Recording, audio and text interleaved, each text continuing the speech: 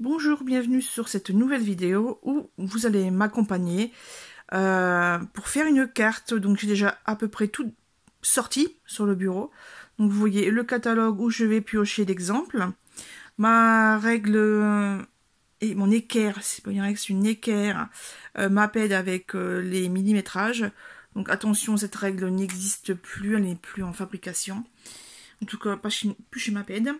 Ici, nous allons faire cette carte avec une boule de neige. Bon, ce ne sera pas le même rendu puisque je n'ai pas les coques transparentes qui sont vendues ici. Voilà, là, les dômes à secouer boule de neige. Ça, je ne l'ai pas, donc bah, tant pis, on fera ça. Et c'est le catalogue Stampin' Up de cet hiver, voilà. Donc, qui est valable jusqu'au 3 janvier, il me semble. Enfin bref, de toute façon, moi je vais faire une commande fin décembre, comme ça je suis sûre d'avoir les articles qu'il me faut. J'ai sorti le ruban, les tampons de cette année, les tampons de l'an dernier, c'était pour moi choisir ce que j'allais faire. J'ai déjà sorti une base blanche de cartes de chez Action.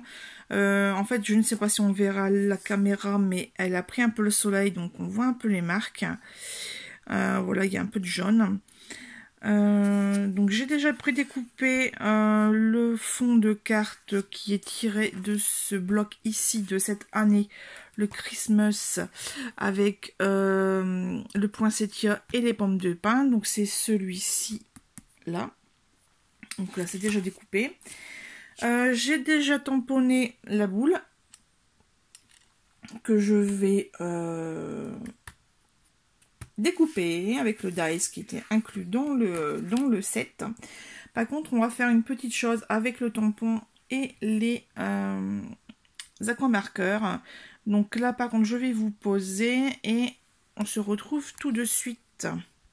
Voilà, donc on se retrouve, j'ai un peu nettoyé le bureau.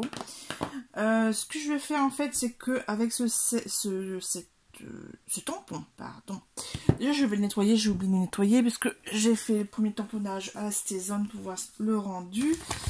Donc, pour nettoyer les tampons clear, monter sur mousse, etc., j'utilise les doubles tapis de chez Stampin' Up ou ailleurs. J'applique le nettoyant, donc moi j'utilise toujours le nettoyant Stézone puisque c'est vraiment une encre que j'utilise quasiment tout le temps. Et je trouve qu'elle décape mieux que les nettoyants basiques. Bon, il y a des personnes qui vont trouver que ça colle, mais moi je trouve pas. Voilà, donc ça c'est nettoyé, lavé, rincé. Ça je ferme. Je vous mets de l'autre côté. On ferme le bouchon pour éviter les évaporations. Et voilà ce qu'on va faire. J'ai choisi, donc j'ai sorti les aquamarqueurs de chez Action. Je ne sais plus à combien ils étaient, j'avais fait une vidéo sur ça, il n'y a pas de souci. Et il y a 6 boîtes. Là, j'ai sorti la boîte des marrons et des verts. Alors, ce qu'on va faire, déjà, c'est qu'on va faire les sapins. Donc, je vais prendre la mine brush et je vais, en fait, coloriser le tampon. Donc, c'est la première fois que je les utilise, c'est feutre, donc j'espère que ça va fonctionner. Puisque moi, c'est une technique que j'utilisais très souvent avec mes marqueurs de chez Stampin' Up. Après, la qualité de la gomme est complètement différente. Donc, ben, on aura la surprise ensemble. Je crois qu'on va être déçus par contre. Mais bon, tant pis, hein. Ça sera un essai en direct, le brush pour le petit cerf. Après, voilà, c'est la première fois que j'utilise comme ça. On va peut-être faire en 2 applications. Peut-être que ça ira tout de même la deuxième fois. Quelquefois, il faut plusieurs utilisations du tampon hein, pour que la gomme se fasse, on va dire. Voilà.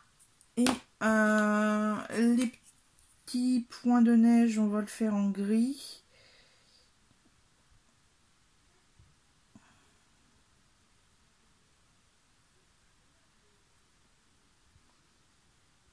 Espérons que ça fonctionne également.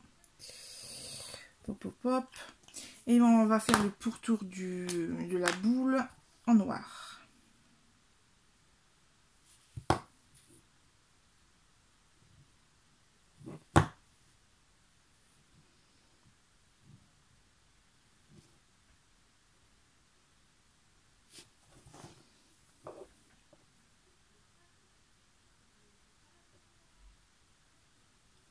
Je fais également le contour du bas en noir. On verra bien ce que ça donne. Alors, je fais un petit coup d'haleine dessus pour réhydrater l'encre. Et on tamponne tout de suite. Et ce que je craignais, ça fait super moche. Voilà, donc ça fait ça. Vous voyez, là, toutes ces zones, là, ben voilà, avec les marqueurs. De ce fait, je ne sais pas comment faire. Je vais peut-être juste prendre un encreur vert olive ou un truc, voilà, vert olive de chez Stampin' Up. Je vais nettoyer avant. À chaque changement de couleur, on nettoie. Parce que là, ça l'a pas fait du tout. Et je pense que c'est parce que c'est du silicone en fait. Parce que moi, c'est vrai que dans les gommes rouges, le tampon classique, ça fonctionne habituellement avec mes marqueurs de chez Stampin' Up. Les Stampin' Markers, il me semble que ça s'appelle. Mais bon, donc là, hop, on tamponne.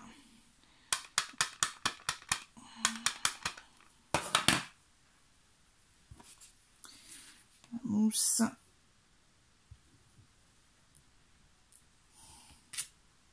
Voilà, on voit un peu de trait.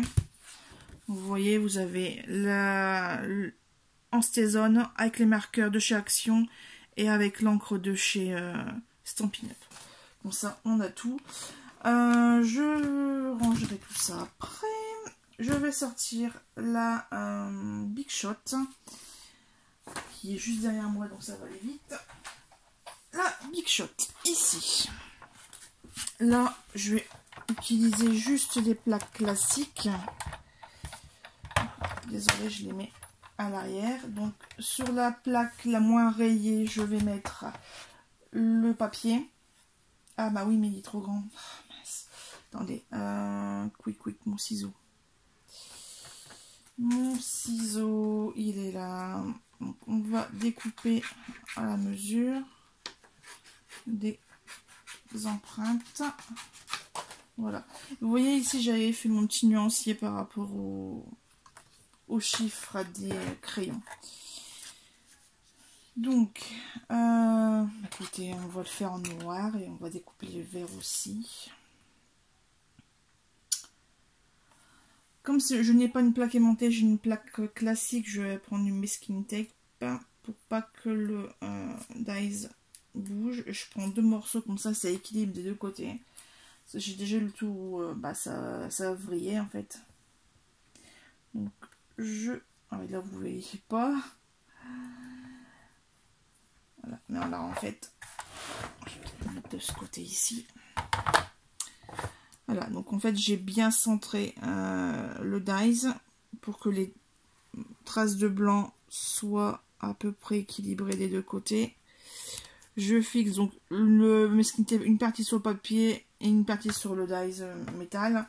Je mets la deuxième plaque transparente et la manivelle est du mauvais sens.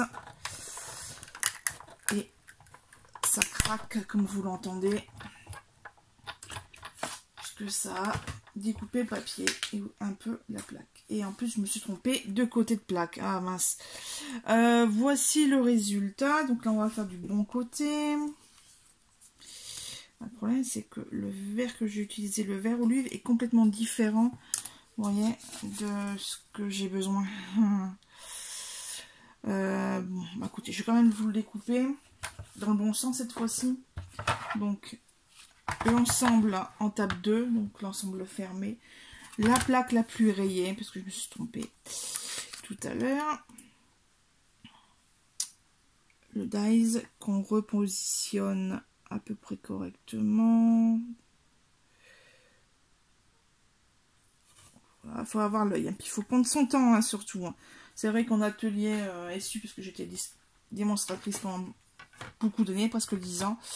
Les gens étaient pressés. Non, pour ce genre d'étapes très minutieuses où c'est au millimètre près, prenez votre temps. De toute façon, on est là, il n'y a pas le feu au lac, comme on dit. Alors, j'enlève.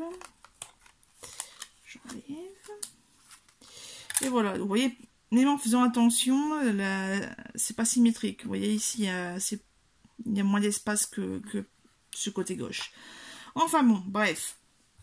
Ça, c'est fait. Je vais enchaîner avec le reste. Donc ça, on va le ranger. Tac, tac. Sur le côté. Ici, je vais ranger l'encreur. Alors, voyons voir un peu. Ici, vous voyez, donc on a une base, donc ça non, c'est craft. On a le papier un peu écossais, on a la boule, sauf que, pardon, la boule chez Stampin' Up est vraiment très grande. Il y a un grand socle là. Vous voyez, c'est ce socle ici, donc c'est vraiment très grand. Voilà, on peut comparer. Hein. Voilà, vous voyez, là, c'est pas du tout la même taille. Pas du tout. Voilà. Écoutez, je me mets en pause. Je réfléchis un peu à comment je vais mettre le restant de cartes. Et puis, à tout de suite. Bon, nous revoici. Donc, avec un peu de retard. J'ai pris un peu le temps. J'ai même été manger. Donc, voilà. Alors, je vous explique. En fait, je vous explique et je vous montre en même temps. Voilà. Ça fait super moche. Je bloque totalement. Donc, je vais tricher. Donc là, le tampon et le dice, on va le ranger. Et en fait, j'ai sorti ce Papercraft 7. Donc, toujours chez Action.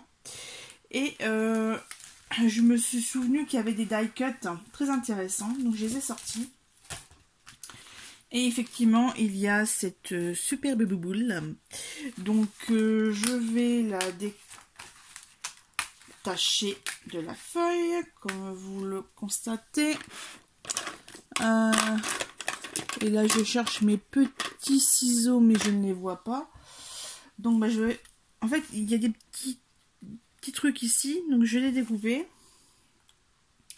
Vous n'êtes pas obligé, hein, mais bon, moi, je suis assez nanac, donc... Ça... Normalement, j'ai des ciseaux fins pour faire ce genre de choses, mais je sais pas où elles sont.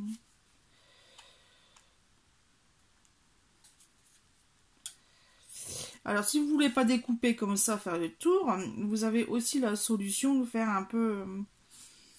Alors, je vais peut-être le faire d'ailleurs, tiens. Donc là, je les ai quand même découpés. Mais faire un peu... Faire toute la carte un peu grunge, en fait, déchirée, grattée. C'est ce qu'on va faire tout de suite. Attendez, je prends ma boîte à outils.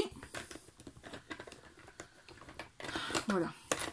Donc c'est juste une lame de... Donc là c'est du ID Swap, mais chez Essu ils avaient aussi leur grattoir.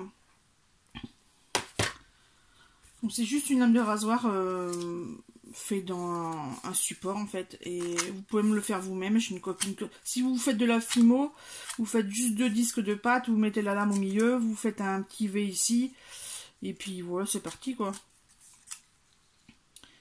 Donc ça vieillit le papier, ça gratte, ça fait un peu de volume. Et c'est pratique quand par exemple si votre massicot est un peu vieux, en fait, la lame est plus vraiment super droit ou bien net, vous faites ça. Par contre, il faut faire partout. Hein. Allez, voilà. Hop. Donc là, ça change vraiment de style. Même quitte... Sur certains papiers double face, bon là il est blanc donc je vais pas le faire. Mais j'aime bien arracher et replier l'intérieur. Ou faire une espèce de rouleau. Donc quand on accroche un peu les papiers dans le sac à main. Ou voilà, ce genre de choses. Vous voyez. Donc là, ça y est, c'est fait. Par contre, ça fait plein de petites peluches partout. Donc ça c'est super chiant. Ça, on va enlever. Donc on a ceci, c'est quand même beaucoup mieux que tout à l'heure. De toute façon, tout ce qui est image colorée, c'est vraiment super, donc voilà. Après, au niveau du texte de ce fait, ben, je sais pas trop quoi mettre. Je vous rappelle un peu la carte d'exemple. Donc la boule avec un grand socle, une petite ficelle en bordure, enfin c'est un nœud avec un grelot, et puis le texte sur un papier. À la rigueur, je vais peut-être juste mettre Merry and Bright. Qu'est-ce qu'on a d'autre ici? Ho ho ho, ça ne va pas. Happiness Celebration, Let It Snow. Ah, voilà, bien, bien, bien. Let It Snow, c'est pas mal. Par contre, il faut que je trouve un petit quelque chose. Ah, bah, vous voyez, ici, les deux bouts, parce que j'hésitais entre les deux, mais en fait, vous voyez, il y a deux tailles différentes, vraiment. Moi, là, j'ai pris la petite, que je vais mettre au X-Christmas. Warm Winter Wish, ça peut être pas mal aussi. Je vais plutôt mettre celui-là à la rigueur. C'est déjà sur une étiquette, c'est pas mal.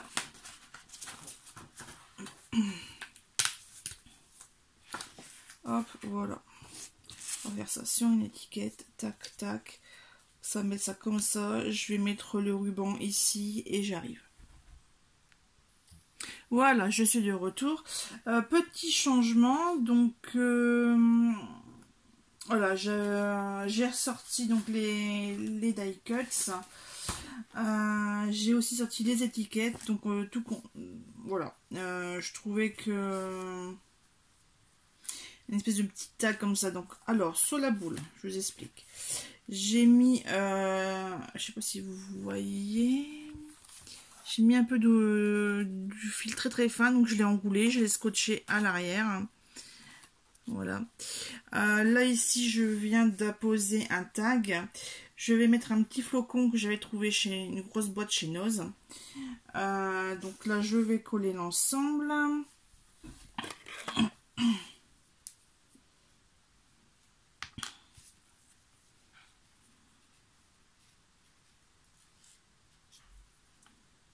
Donc moi j'utilise de la colle scotch verte en gel. Hop, on colle tout ça. Je mets un petit point de colle ici au milieu. Je prends la pince pour un peu plus de précision. Je le mets juste au niveau de l'attache du tag. Voilà. Alors par contre je ne sais pas. J'hésite entre mettre donc celui-ci. Ça fait me paraît un peu grand en fait, c'est ça qui m'embête. Ou le Let It Snow que je mettrai ici je crois que je vais mettre celui-là. Il me paraît plus approprié. À la rigueur, je mettrai peut-être une petite étoile ici, ça me semble pas mal aussi. Je regarde s'il n'y a pas d'autre chose dans les die cuts.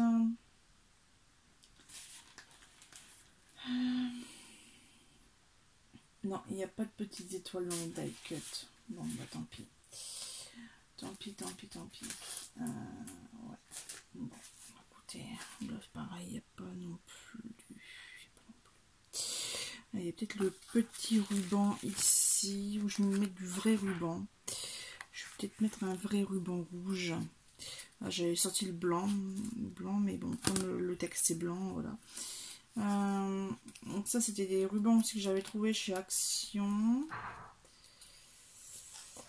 Je vais pas réussir à l'enlever. On va passer 2 minutes sur ça.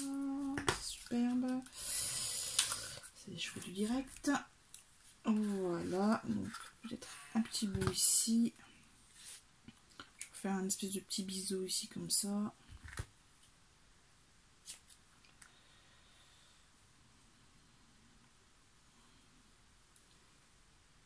Ouais, il est mal. Je l'ai mal découpé. C'est pas mes ciseaux à ruban, donc forcément le rendu est beaucoup moins intéressant.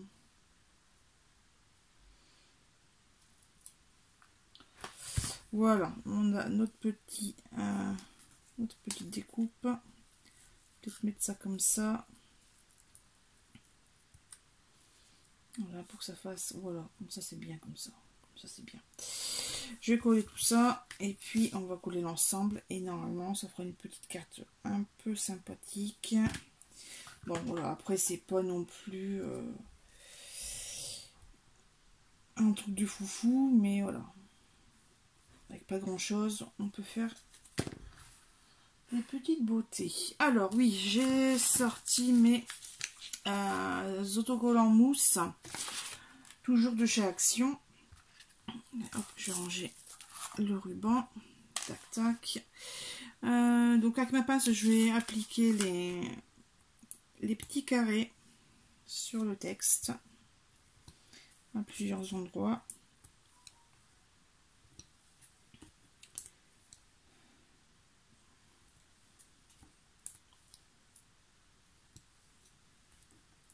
J'aime bien en mettre un petit peu partout pour que ça soit un peu régulier, parce que avec le temps ça s'écrase, donc si c'est pour voir un truc un petit peu raplapla, enfin, pas très esthétique au niveau. On enlève ça au doigt, il y en a qui enlèvent ça à la pince, moi je le fais au doigt. En plus en ce moment je me ronge les ongles, donc voilà, on fait ça avec la pulpe.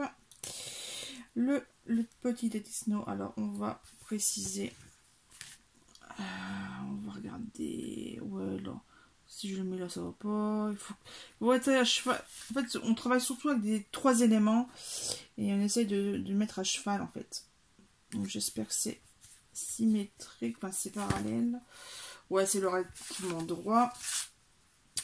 Bah voilà, il n'y a plus qu'à coller, et puis peut-être mettre quelques strass, je ne sais pas encore. Il faut pas trop charger non plus. Écoutez, on va coller ça ensemble et puis on aura fini.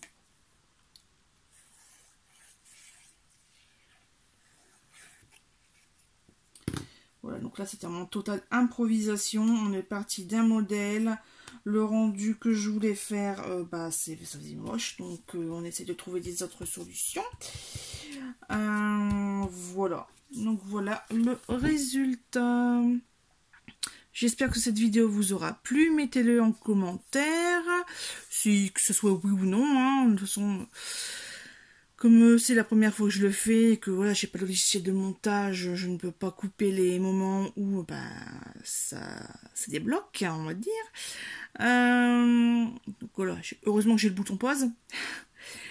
Je vous souhaite un bon dimanche après-midi et j'essaierai d'en refaire une avec vous un peu plus complexe et préparée, on va dire, une prochaine fois. Sur ce, je vous laisse réellement. Bon dimanche!